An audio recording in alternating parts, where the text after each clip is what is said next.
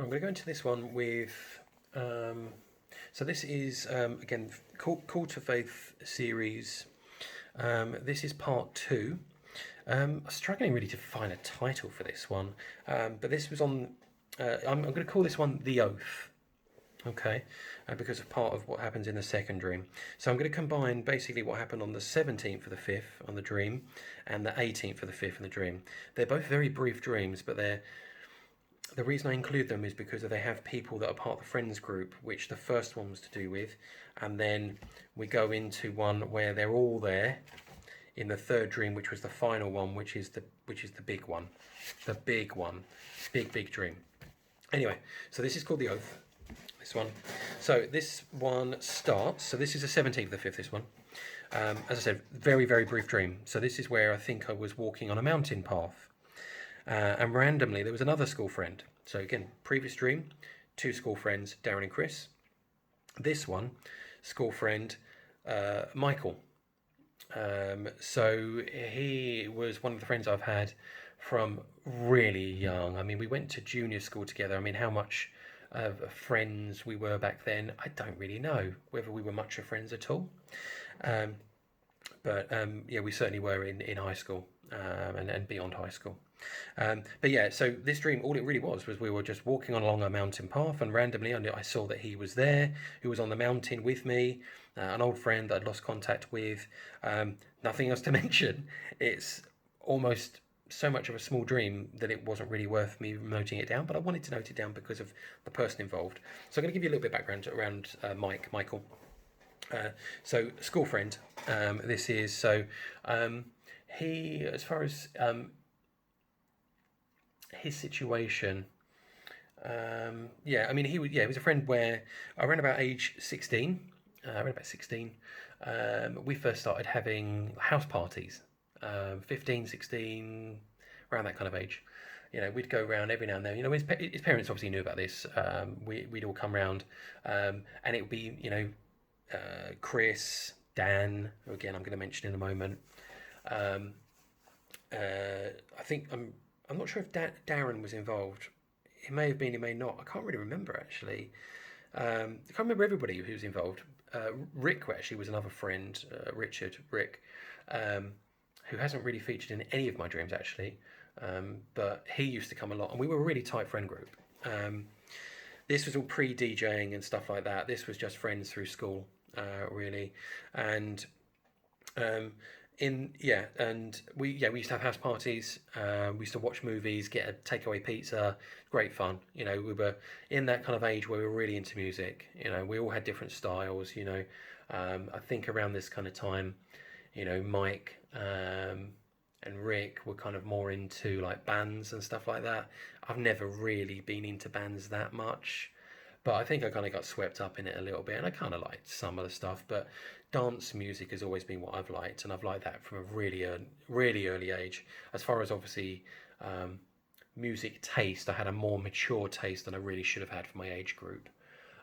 So I was kind of around age like 10, and I was into like the rave scene music, which period of, you know, like UK music, which was like acid, you know, like drugs, all that kind of stuff. It was crazy scene in warehouses, you know, people, you know, dancing around like nutters with glow sticks and things. Interesting scene. I was into that for quite a bit. That progressed into trance music, literally at the same time, and then that progressed into me DJing, and I was still liking sort of generalized dance music and trance music, and then into house music eventually, where I was actually DJing, which was around age 18. So around sort of like 10 through to 18, my kind of music style was maturing, and I was more into that, to be honest. But as I said, there was bands sort of dotted in there a little bit, but not all that much. But yeah, so we used to go around Mike's. We used to have a great time, really, you know, to socializing, and it's those kind of moments, isn't it, where you've let your guard down a bit. You know, you've had a bit of a drink. At 16, I mean, we weren't drinking much. It really ramped up, you know, when we actually got to age, you know, like age 18 and stuff like that, where it's legal in the UK to drink is at age 18, rather than obviously US is 21. But again, just like anything, just like in the US, obviously, you don't just start drinking at 21. You drink earlier than that. I would imagine. So it's the same in the UK. So it's generally around about sort of 15, 16 was that kind of age group. And as again, it's very much of a culture in the UK. Again, I mentioned in a previous video, I'm not sure how much of it is now. Obviously, I'm not a youngster going out drinking anymore. I've got a family. And my oldest is actually coming up to this kind of age. So yeah. So that's all it really is to comment on that one. As I say, it's just a flash dream. Some dreams are so short, so short. But they're the ones I kind of, I'm always paying attention to those kind of ones because they can be brief messages that are worth noting. All I noted was, again, Mike, we're on a mountain. Or what I would mention was, I did have another dream that I did mention in a previous one where my man Dan, was on a mountain, and we were looking at a mountain, just me and him, from a distance, and it was a huge mountain, absolutely massive, that completely dominated the skyline. In that we were tens of miles, probably away, like 10 miles away, probably more than that, a lot more than that, in fact, actually away from it. And it dominated everything you could see from left to right. It's just this huge mountain range, and I put that down as being what it refers to as God's kingdom. Again, it's in there. This stuff to do with Mount Zion being the tallest mountain in the world. Obviously, Mount Zion is Temple Mount. In Israel. Obviously, that's nowhere near the highest point on the earth, but there will be, because the whole way the earth is right now is going to change in the future, which is hard to believe, of course. But some of the mountains are going to go low, other mountains are going to rise, and it's going to change the whole. Even. Yeah, I can't mention it. There's a bit where it talks about the sky will roll like a scroll. This is another. I've had that in a dream. Actually, seen that, which I will mention in another one. But it's where what you see in the sky moves. So the sky rolling like a scroll. If you imagine a scroll that has like two handles, and you roll it. It initially made me think of what? So the sky is going to be squashed together, is it? And the sky meaning like the stars. What they're going to be, how they're going to be squashed in. But rolling a scroll, what you'd actually do is how they would write on a scroll would obviously be down, but it would be across as well. So you would roll out a scroll, and how you would roll a scroll would actually be you'd roll it out, and then you'd roll that in, and then you'd read that portion, then you'd roll that out, roll that in, and read that portion. So you're going sideways across a scroll, not necessarily a scroll that's downwards, but more. Well, I suppose it could work both ways, but that's how I've seen it. Again, there's a Pastor Nolan, Alan Nolan does a bit that talks about the sky rolling like a scroll. As I said, it's part of prophecy that will happen in the 7 years where the world is under judgment by God, and he will do crazy stuff. And what Pastor Nolan says is he thinks that where we all are on the map, let's say, so where the North Pole is, the South Pole, where America is, all of that kind of stuff is all going to get shifted around.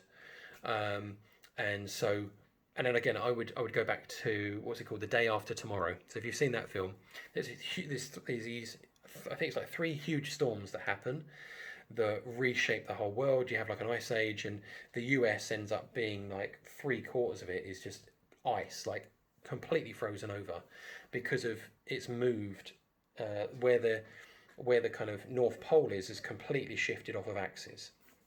That is going to happen, well, according to Pastor Nolan, and again, I think he's got a phenomenal grasp of Revelation. I think that actually makes sense. Again, because I've seen, well, yeah, I think it makes sense. And so, that is to say that bit, okay? I can't remember where I was going with that, but yeah, where everything's moving. Oh yeah, sorry, it says that the islands will be moved out of their place. The mountains will, fall low, and some will rise, and all of this kind of stuff. So everything that we know as the world map will change, will completely change. the stars that we see in the sky will change. So it rolling like a scroll is to say that what you look out, you know, your window, and this, you could say, oh, the Big Dipper's over there, the North Star's over there, and this and that. It's all going to change. You're going to see completely different star patterns that maybe were actually below you, or they were, you know, way to a region that when you look in west, you expect to see this. You won't see that anymore. It's going to be completely different. Okay, 10 minutes. Right, let's get on to the next one. So next one is the next day. So this is the 18th of the 5th, 2025. And again, this is more the oath part. Obviously, that wouldn't have made sense from the previous one. So this one just has Dan in it. So my friend Daniel, again, known him, as I said, from junior school. And when he came to the area, again, I think we were probably 10, 8, 10. We'd be young. You know, I can't really know. It's difficult, isn't it? You know, to kind of know exactly what sort of age we were. But we were in junior school. But so it's pre-high school. High school is 11, I think, in the UK when we start high school. Yeah. That's because my daughter was 11. She's just turned 12. So yeah, it was certainly before then. So 8 seems so young though, doesn't it? You know, but it was probably about that age, maybe even younger. Who knows? Anyway, so this is another brief dream. So in this one, this kind of intersects with reality. So this is what actually happened. So in this dream, so this one was involving me having a tongue piercing. I, believe it or not, used to have a tongue piercing. This was years ago. This is again when I was in my crazy kind of youth. This was all to do with my friend group of Dan, Darren, Chris. This is what binds this dream again to this trilogy, maybe slightly more with Mike being in there, but this is what binds these three together. Now I'm going to tell you reality and I'll tell you the dream actually, because this will make a bit more sense. So we were in a club one time, we were drunk, and my mate Darren he'd had a tongue piercing, and we didn't know about it. He had a tongue piercing and he was kind of showing it off, I think, like, look what I sort of did kind of thing. And he kind of wanted us to do something as well. Now, in this kind of, this is what lads are like, I guess. He sort of almost like dared us. Now, at that point in my life, don't dare me because I'm going to do it. That's how stupid I was, really, when you think about it. Don't dare me because I'll end up doing it. And he dared us and said, it was kind of like, I bet you guys will never do this. You wouldn't be able to do this. And it kind of, kind of rocked my ego, I guess, to a certain extent. And I thought, yeah, I will. Yeah, I'll do that. And he was kind of like, what, you really? Because I'm not that kind of person, And generally, it was, I kind of shocked myself. And I said, yeah, sure, I'll do it. If Chris and Dan does it, look, I'll do it. Thinking reasonably confident somebody's going to back out, aren't they? Nobody backed out. So we all chose what we were going to do. I think I was the first actually, but it all happened quite quickly after. So because I went with Darren to the place that he had his tongue piercing, and I chose tongue piercing. Chris, he chose an eyebrow piercing. Oh no, sorry. Yeah, sorry. No, Dan wasn't involved. No, it was Chris eyebrow piercing. I had a tongue piercing, and Darren actually was part of this pact, this oath, as I said, that he would have a piercing as well if we did. So he had a nipple piercing. So we got a nipple piercing, eyebrow piercing, tongue piercing, and Darren's already got a tongue piercing anyway. Okay, so he comes with me to the place.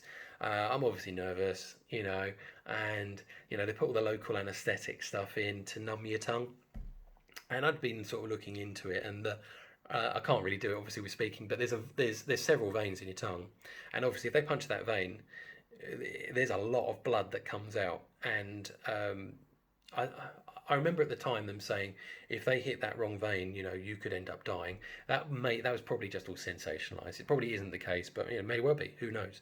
I don't know everything there is to know about tongue piercings. So he and I remember him.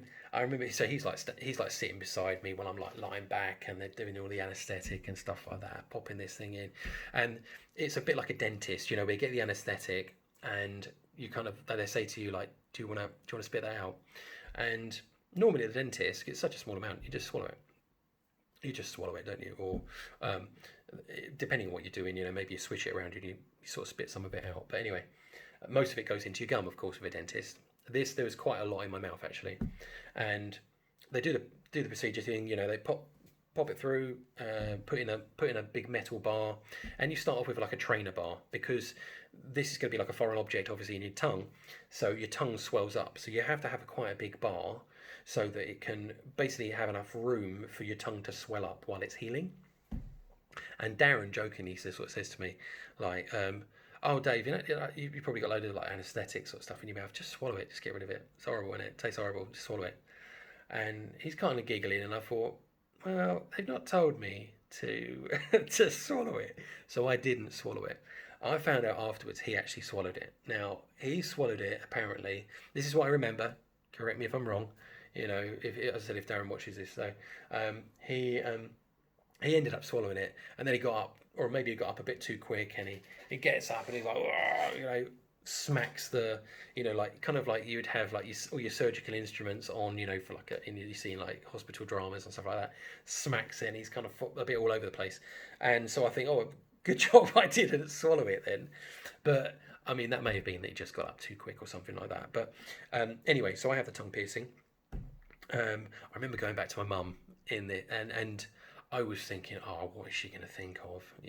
I remember she'd bought like a CD. We bought a CD player, like a big one, for the home, for a hi-fi system downstairs, and they were all unpacking it, and I'm thinking, I'm gonna like cover my mouth and say, oh, Mum, yeah, Every time I was speaking to her, I was, because I hadn't yet said it to her, I was like speaking with my hand over my mouth so she couldn't see what was going on, and I went, Mum, I've had a tongue piercing, and the look of just like, okay, right, she was just probably just thinking, not what an idiot or anything, just kind of like, tutting, kind of like eye roll, what have you done, kind of thing.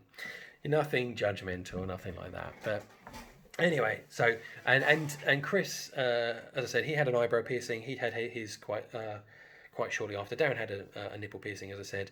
A funny story about the nipple piercing, actually. We were in a club. Dan, so this is what reminded me, you see. Dan came up behind Darren and I bear hugged him from behind and then lifted him up when we were all drunk in a club. And Darren was wearing like a white shirt. I wasn't actually there at the time, but it was one I must have missed. But what happened was it actually ripped his nipple piercing out. And so he's getting like blood everywhere. The doorman see that there's blood all over him. They think he's been stabbed. So they like caught him out of the club. I'm not sure what happened with Chris's. I don't know if his actually got ripped out or something like that either. But he stopped wearing it. I know he stopped wearing it. I don't think he wore it really for all that long. Equally, again, to be completely fair, I ended up, customizing it. It was like, oh, what can I get? I got like a little acid, like the yellow acid man face, which is like a dance kind of music sort of thing. I had a little acid man on there. I actually had a up middle finger thing that I put on there, which bad taste, wasn't it? But somebody else chose that for me when we were at we went to Chris's university, and that was horrible, that one, because it was a little bit longer. It kind of sort of made you gag. But the problem with the tongue piercing, the only reason actually I got rid of the tongue piercing was that it healed properly. It healed absolutely fine, but I was getting loads of. I kept on getting tonsillitis because what the problem with a tongue piercing is it's actually like a collection point really for bacteria, and I kept on getting bacteria, I guess, that was building up, and then it was moving to my throat, and I kept on getting tonsillitis. It got to the point where genuinely I'd had tonsillitis and I had antibiotics and stuff to get rid of it, and I'd had maybe tonsillitis like 3 times in like a really like in a year or something like that, and the doctor said, look, we're going to just have to take your tonsils out. Now, hate the idea of a surgery. I'm really scared of surgeries and stuff like that. So I just said, look, I'm just going to take it out. It's just not worth it. It's just not worth it. I took it out. It all sealed up. And I mean, I've still got the scar. You can still see it. I've kind of shown it to my kids and stuff. And because nobody believes that I did it, because I'm just not that kind of character that you would imagine to have a tongue piercing. But again, wild days, wasn't it? When we were young, how we kind of acted when we were young. Very, very different times. I told you, oh, you could have had a plastic one, then you would have been fine. Darren mentioned to me, I was like, oh, okay, sorry, I've taken it out. It's healed now. I'm not going to go back and get it re-pierced. You know, so I just left it. Anyway, so that's kind of like the background on that as to reality. Now the dream. So the dream was, where are we? Because I'm sorry, I'm talking about this oath, because as I said, it was like, if you do it, I'll do it. It was like a promise to each other, this oath. But in this dream, I was really struggling swallowing, and I was struggling talking as well, and it was almost like the tongue piercing was too big in my mouth, and this was a genuine problem. Obviously, I did have, because it was my tongue kept on swelling all the time, and I was a little bit kind of concerned at certain points because it got so bad, you know. And it was just that Dan was there. So that's really the end of the dream. So as I said, see this one as more like a one that's kind of reconfirming the kind of characters, the people that are going to be involved in the next dream. Okay. Now let's see what the time is. Do I have? Yes, I do. I should have room for the next one. I'm going to finish that there. So hopefully, as I said, you've come to the end. It was just a bit of background around the people, a bit of my lifestyle at the time, of dance music, drinking, and other stuff. I'll leave it there. Yeah, and I'm gonna go with the next one. So part 3. I'm gonna call this one "The Thief in the Night." This will make sense, and it's kind of a little bit of a spoiler, really. But those that are Christian already will pick up. Hopefully, I mean, it did take me a little while, but they'll hopefully pick up on what this is all about. All right, but this is phenomenal, and I've had another Thief in the Night one, but this is the most visual one I've ever seen. It's truly amazing, this one. Anyway, thanks for your time. I'll be on the next one.